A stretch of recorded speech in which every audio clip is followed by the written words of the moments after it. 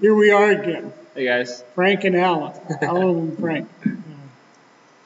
I just got back yesterday from a wonderful fellowship up in Auburn, Washington, and I did a sort of a seminar on KISS, that Keep It Simple Saints. If you're interested, you can go on the website and download the thing. It deals with a day is like 1,000 years, 1,000 years is like a day.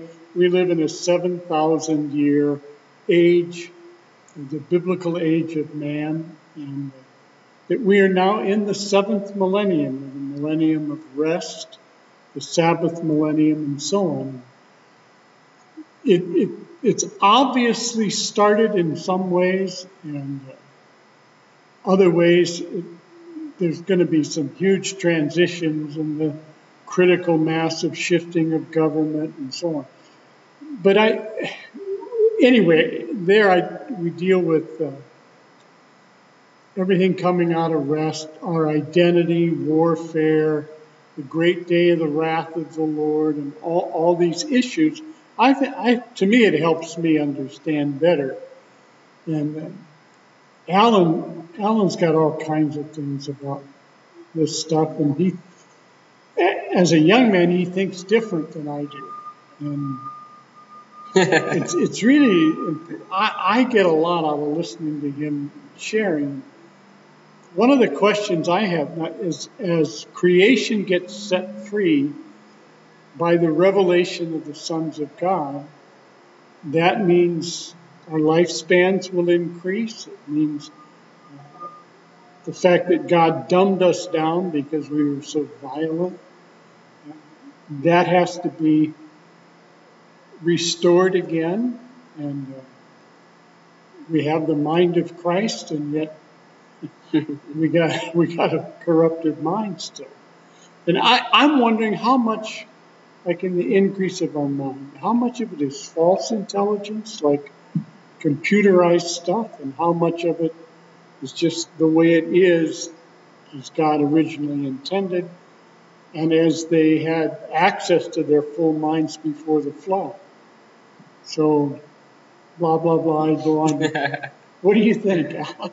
I think that I always like to get to the root of why God dumbed us down to begin with.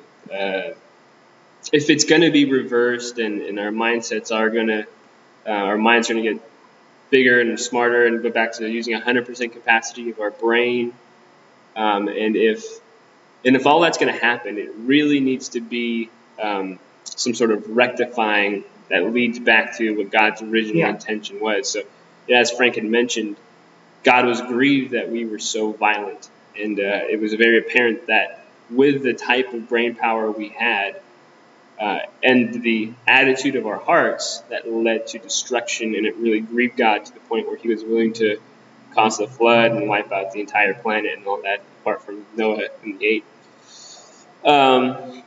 So for me, the thing that needs to be addressed is the violence of man and the heart and the attitude and the cause of that. Because if God's going to trust us with that type of capacity again, it's going to require a fundamental change in our hearts and all that. Will it be computers? Will it not be? I don't know yet. I've given it some thought, but more importantly, I'm always concerned about how do we get there, or how is God going to bring about this change? And for me, it starts with addressing the violent man in me who would otherwise disobey God, I guess. So basically, you need a new heart, which God gives us. Yeah. And somehow that has to permeate our whole being, that we change. I think we have such a sloppy, shallow Christian faith today. The radicalness of following Jesus, going to the root, becoming part of a whole different culture and society, we just ignore that. Yeah. I think they even ignore that quite a bit in the scriptures and in Paul's day. Paul writes dozens of times, do not be conformed to the pattern of this world, be transformed by the renewing of your mind. He also says, put to death, therefore, anything that is of the sinful nature. And I think in 2 Corinthians 5, it's a really good one. It talks about the reconciliation of us to God. And then it goes past that and says that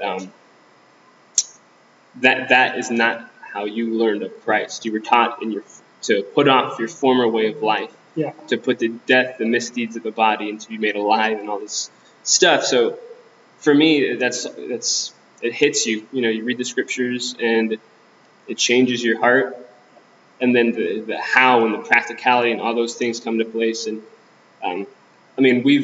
Frank's lived a long time, so he's got some insight into that, and I just think too much, so I've got a little bit of insight into that as well. For me, it all comes down to weakness. Yeah. What stunts the growth of so many people who come to know Jesus is they end up coming to this place of wanting to know everything. And the moment you come to a place of, I figured this out, or I know these things, you start stepping away from what the original intention was. And that's really where the violence came from, and all that mentality and the brain power and the evil came from. We've got this figured out. It's a separation from the Spirit of God within us. But if we take a different posture, it's one that's very countercultural, because we like dogma and doctrine, and we like to know the mission statement of a church and why we go places and this and that. But at the end of the day, it's in weakness and in not knowing that the truest form of grace, mercy, and strength can come forth. Mm-hmm. So that's a little bit of how I see the transition taking place, and regaining a lot of that God had intended for us. I think we ought to talk about this more, but I encourage you to go on the website, firstgrace.org, and read the thing about Keep It Simple Saints. And it does help clarify a lot of things about eschatology, or the study of the last days, and what this is, and what the last days are, and what the last day is, which is where we're living right now, what to expect. We have made it so complex and so difficult. And there is a real call. Keep it simple. And don't get stuck on stupid. Don't deliberately forget. It's all based from 2 Peter 3, where it says, don't deliberately forget. That the scoffers today deliberately forget. Anyway, God bless you. Go look it up. Read it. And until next time. We love you. Bye. Bye.